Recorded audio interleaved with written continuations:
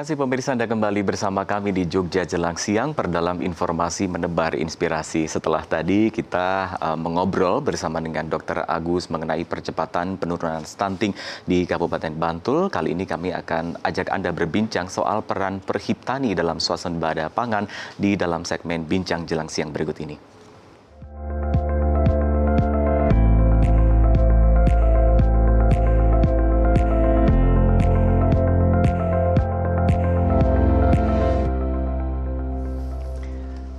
Ya, swasembada pangan menjadi salah satu agenda penting dalam menjaga ketahanan pangan nasional. Dalam upaya tersebut, peran penyuluh pertanian sangat penting atau sangat krusial, tidak hanya sebagai pendamping petani di lapangan, tetapi juga sebagai penghubung antara kebijakan pemerintah, inovasi teknologi pertanian, dan juga praktek budidaya yang berkelanjutan. Perhiptani sebagai wadah para penyuluh pertanian memiliki tanggung jawab strategis dalam meningkatkan kompetensi penyuluh, memperkuat kelembagaan petani, serta mendorong peningkatan produksi dan kesejahteraan petani. Dan untuk membahas lebih lanjut mengenai hal tersebut telah hadir langsung di studio Insinyur Asikin Khalifah selaku Ketua DPW Perhiptani Daerah Istimewa Yogyakarta. Selamat pagi Pak Asikin. Selamat pagi juga Mas Hendri. Luar biasa semangatnya pagi-pagi. Alhamdulillah. Dalam kondisi Jogja yang mendung, gerimis sudah bergabung bersama kami. Terima kasih Pak Asikin dan juga kru. Tentu saja ini hal yang penting sekali untuk kita bahas sejalan dengan upaya pemerintah untuk meningkatkan ketahanan pangan begitu. Kita sebagai negara Indonesia yang memiliki kekayaan alam yang luar biasa, memang sepatutnya dunia pertanian memang kita kembangkan bersama begitu ya Pak ya. Mungkin ada banyak pemirsa di sini yang belum tahu begitu mengenai perhiptani ini sebetulnya apa Pak, bisa dijelaskan mengenai definisi peran dan juga fungsi kepada masyarakatnya. Ya.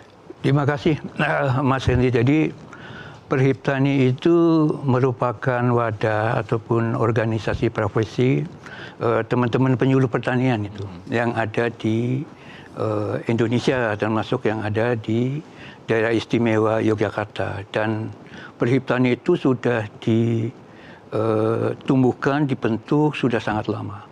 Sejak tahun 1986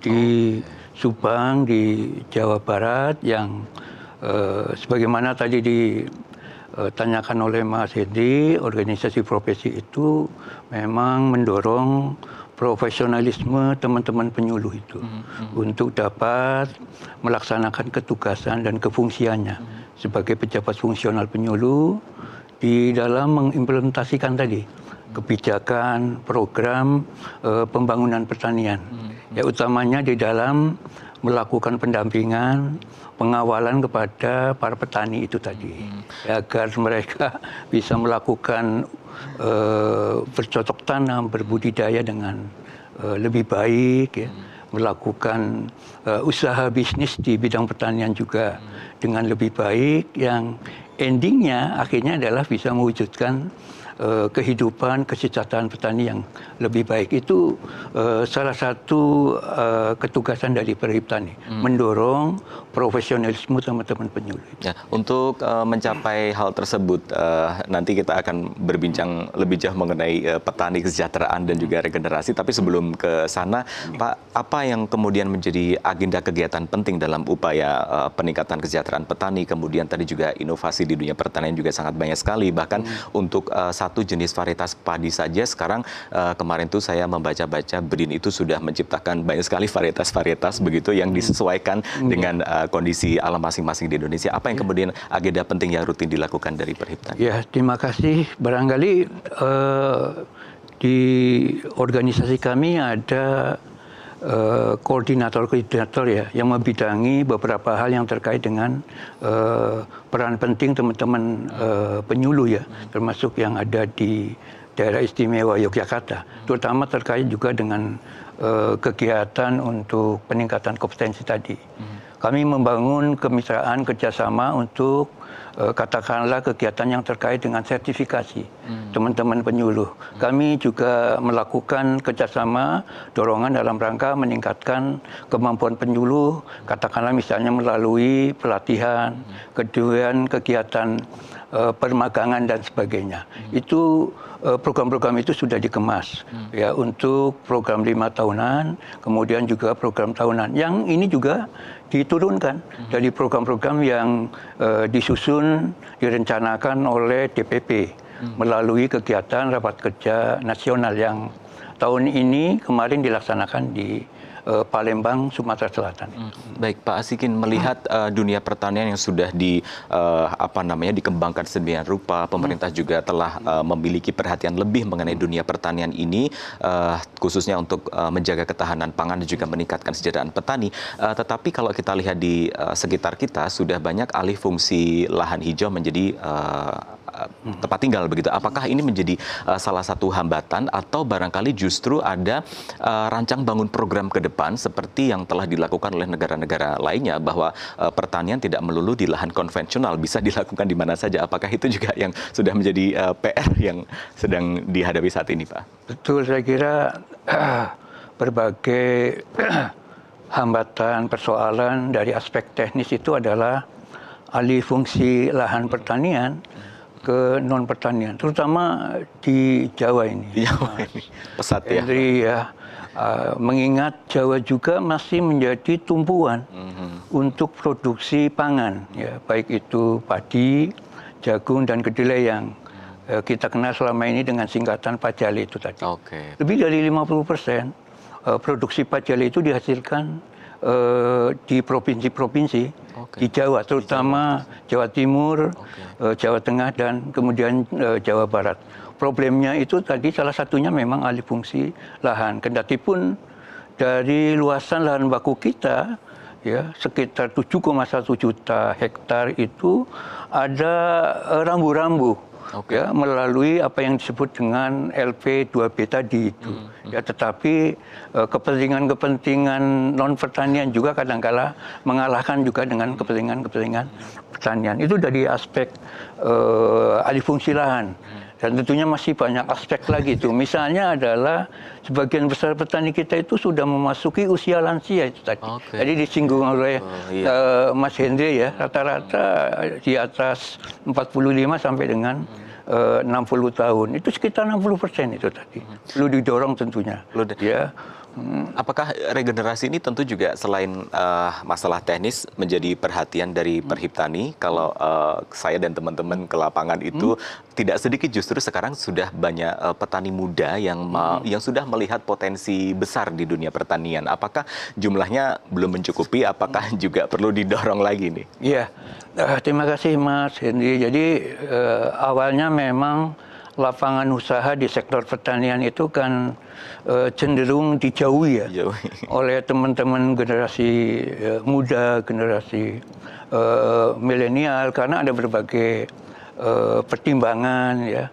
Di antaranya mungkin karena tidak bergengsi, ya. Kemudian selalu berkaitan dengan hal-hal yang kotor, misalnya tetong dan sebagainya, ya. Kemudian juga katakanlah yang berkaitan dengan situasi yang panas dan sebagainya. Padahal lapangan usaha di sektor pertanian itu tidak di budidaya saja, tidak di bercocok tanam saja. Ada di bagian hulu yang bisa dikerjakan oleh teman-teman generasi milenial, ataupun di sisi hilir, ya, di kegiatan pengolahan dan pemasaran hasil. Oleh karena itu, salah satu kebijakan dari pemerintah melalui Kementerian Pertanian itu membentuk Brigade Pangan. Brigade Pangan. Ya, di Brigade Pangan itulah melibatkan keberadaan teman-teman generasi milenial, generasi muda itu. Dan sampai dengan saat ini sudah ditumpukan demikian banyak. Oke, baik. Ya. Kalau Pak Asikin tadi mengatakan di sektor hilir juga banyak peluang, kemudian di sektor hulu itu seperti apa saja, Pak? Ini agar generasi muda pemirsa TVRI kepancing. Iya, terima kasih. Jadi sektor hulu itu berkaitan dengan agro input itu. Di situ bisa disiapkan usaha-usaha yang berkaitan misalnya dengan penyediaan sarana sumber daya produksi pertanian itu tadi. Pupuk, benih, alat mesin pertanian. Sekarang sudah dihasilkan di Yogyakarta demikian banyak drone itu Mas Ferry. Oh, Ya, oke. itu contohnya di agro input ya. Artinya di luar budidaya, di luar bercocok tanam. Demikian juga di bagian hilir di pengolahan untuk meningkatkan dari bahan baku ke produk setengah jadi maupun produk yang siap untuk dikonsumsi itu tadi. Karena ini sayang sekali jika generasi muda tidak ikut melibatkan diri dalam peningkatan dunia pertanian. Mereka memiliki tenaga yang masih bagus, Betul, masih kemudian fresh itu ya. ide yang banyak kreatif, kemudian ada drone dan lain sebagainya. Ya. Saya kira perlu didorong memang. Nah, salah satu ketugasan dari Perhiptani adalah memang mendorong generasi muda, generasi milenial, ya, untuk bisa mereka terlibat berkecimpung di sektor pangan dan pertanian itu, Mas. Baik, luar biasa Pak Asikin. Nanti kita lanjutkan lagi Pak Asikin. Usai jeda pariwara berikut, tetaplah bersama kami di Jogja Jelang Siang.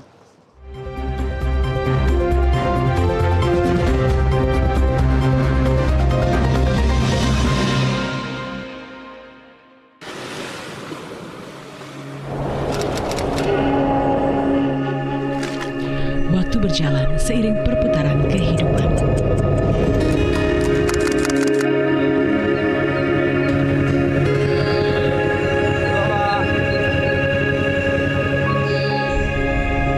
Meniti jarak yang sejalan dengan harmoni.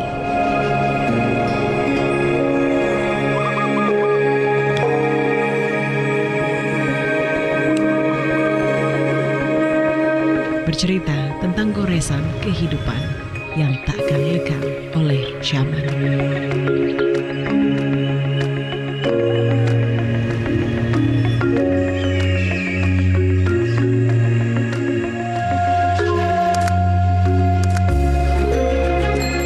Saat ketenangan batin berbisik tentang masa lalu, menyingkap indahnya sebuah peradaban.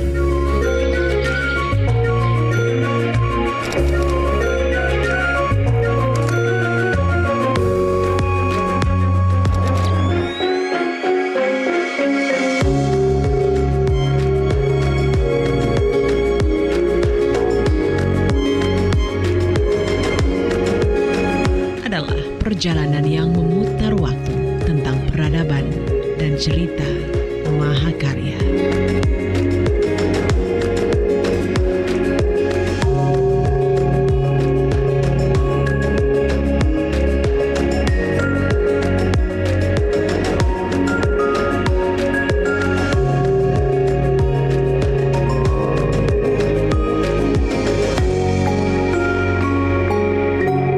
Tentang keindahan Candi Prambanan.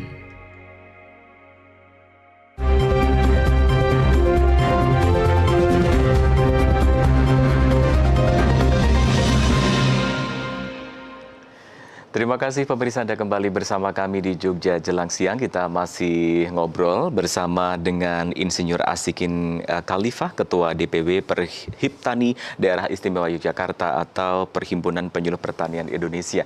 Baik Pak Asikin, tadi salah satu yang dibahas tentang regenerasi petani sudah begitu. Nah, satu hal lain yang juga barangkali dihadapi petani adalah ketersediaan pupuk subsidi dari pemerintah begitu.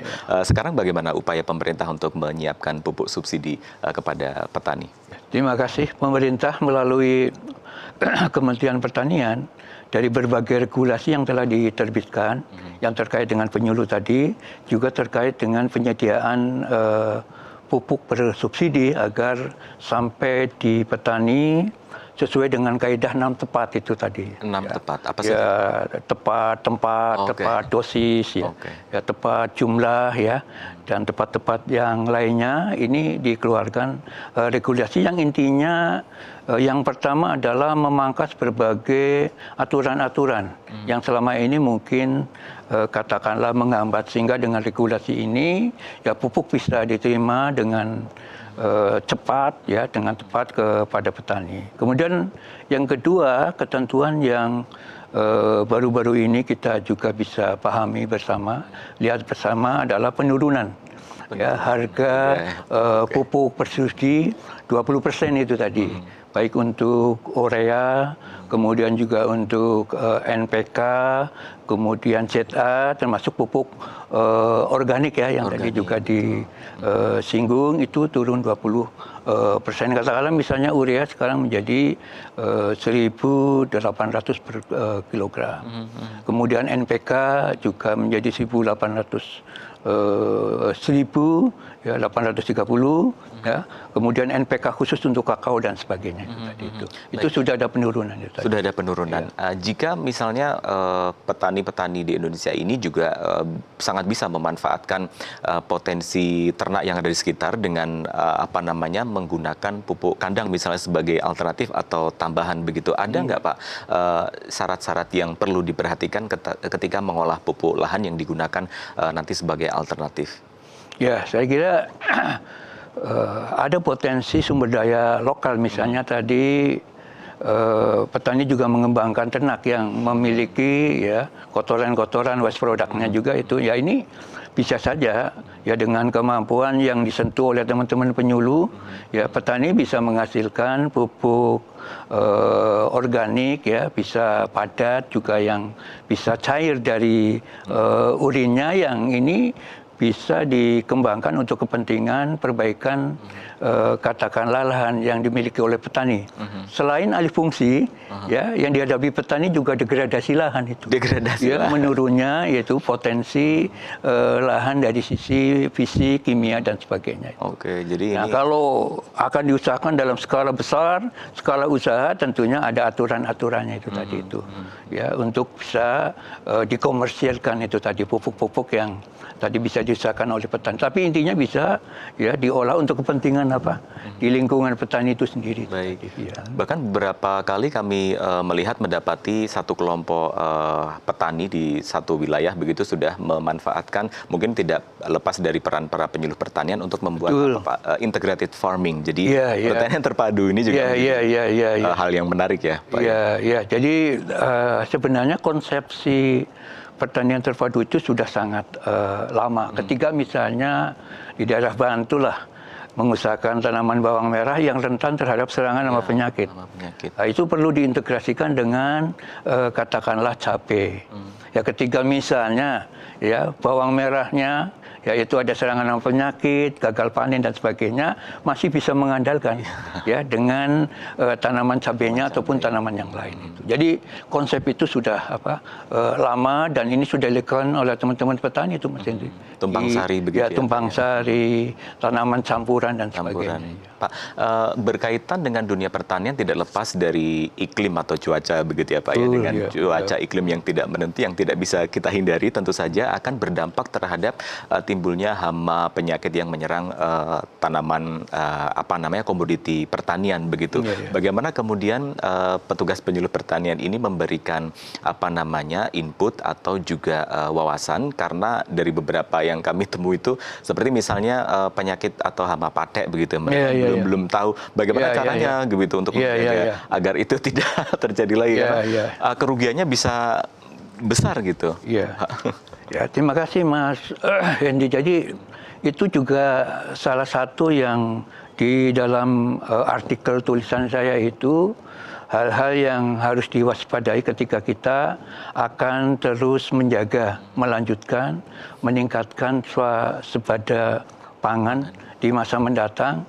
Selain alih fungsi, itu juga kondisi ekstrim dari iklim kita yang bisa mendatangkan bencana kekeringan, kemudian juga bencana banjir, tanah longsor, yang ini juga bisa berimplikasi kepada gagal tanam dan gagal panen tadi itu. Nah, oleh karena itu petani juga perlu diberikan pemahaman. Dulu kita melakukan dengan apa yang disebut sekolah lapang pengendalian hama terpadu, agar petani memiliki kemampuan untuk mengenali berbagai jenis hama penting, kemudian cara pengendaliannya. Kemudian juga terkait dengan dinamika perubahan iklim yang ekstrim, petani juga diberikan kemampuan melalui sekolah lapang iklim juga itu tadi. Oke, jadi secara spesifik ya. Termasuk situasi yang seperti sekarang ini tadi, adanya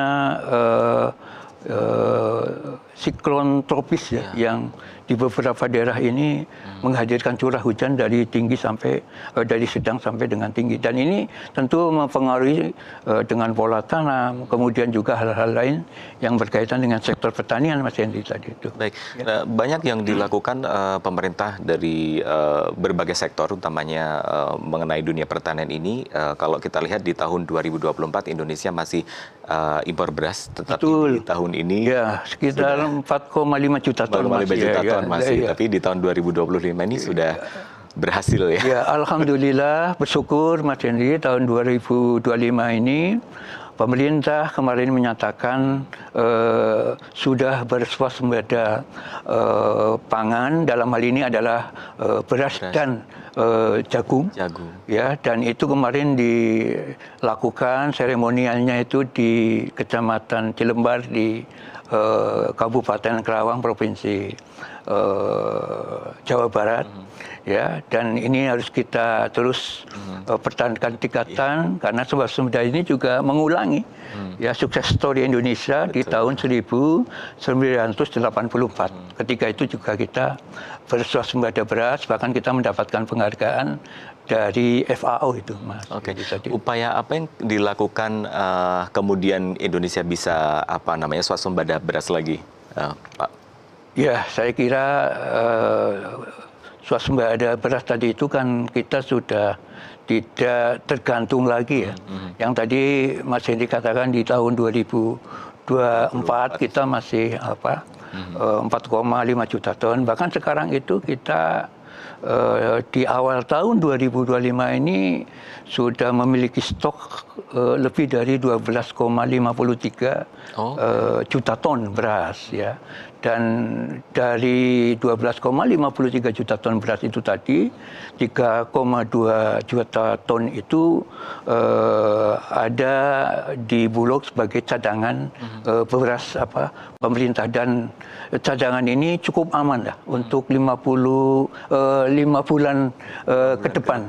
Ya, dengan pertimbangan konsumsi per kapita itu ya 92,1 kilogram dengan jumlah penduduk 285 juta itu tadi. Ya, apa yang harus dilakukan seperti tadi yang saya sampaikan, tentunya terus memperkuat program-program strategis Kementerian Pertanian. Ada 2 program. Intensifikasi pertanian, dan yang kedua adalah ekstensifikasi pertanian. Di mana ekstensifikasi pertanian tadi ditanyakan oleh Mas Henry adalah cetak sawah. Ya, termasuk pengembangan food estate yang ada di Papua, kemudian di Kalimantan dan sebagainya. Baik, itu yang harus dijaga. Ya. Terutama untuk intensifikasi, karena Jawa hanya mengandalkan pada intensifikasi tadi. Ya, peningkatan indeks pertanaman dari 100 menjadi 200, 300 dan sebagainya tadi. Dan yang menarik adalah Pak, penyuluh pertanian ini juga tidak seperti tidak kehabisan ide untuk bagaimana memanfaatkan lahan yang ada, meskipun lahannya sempit begitu. Bahkan saya mengetahui ada salah satu kelompok petani begitu KWT yang membudidayakan padi di galon bekas gitu. Artinya padi itu bisa ditanam di mana saja, tidak hanya padi tetapi tanaman pertanian pun bisa dibudidayakan di lahan yang sempit. Bagi mereka yang barangkali beralasan tidak punya lahan yang luas karena lahannya sempit, tetapi nyatanya apapun bisa dilakukan minimal untuk mencukupi kebutuhan sendiri begitu. Pendapat Anda gimana, Pak? Ya, saya kira dalam skala kecil seperti itu memang bisa dilakukan. Terutama memang itu lebih ditonjolkan kepada konsep urban farming. Ya, jadi di situ kalau di Jogja itu kita mengenal dengan konsep lumbung mataraman.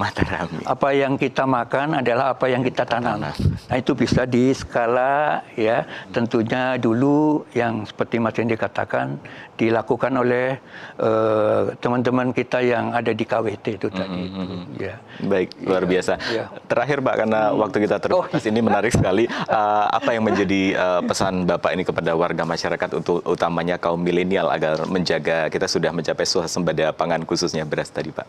Ya, jadi saya kira untuk teman-teman generasi milenial yang jumlahnya tidak sedikit nih, sekitar 6,5 jutaan. Itu ya kita dorong untuk memulai ya, bahwa usaha bisnis di sektor pangan dan pertanian tidak harus yang bersentuhan dengan hal-hal yang tadi saya katakan, dan pemerintah melalui Kementerian Pertanian, melalui SOD yang ada di daerah, di Jogja itu ada Dinas Pertanian dan Ketahanan Pangan. Itu mencoba memberikan fasilitasi itu ya, untuk bisa mendorong ya teman-teman generasi milenial itu mencoba terlibat, menyintai, karena sektor pangan dan pertanian itu sangat menarik. Betul. Sangat menguntungkan itu ya, sangat menguntungkan. Bisa dicoba ya di bisa, rumah bisa dicoba. Saya kira itu Mas Hendri itu ya. Baik Pak, terima kasih. Sama-sama Mas Hendri itu tadi. Terima kasih juga kami dari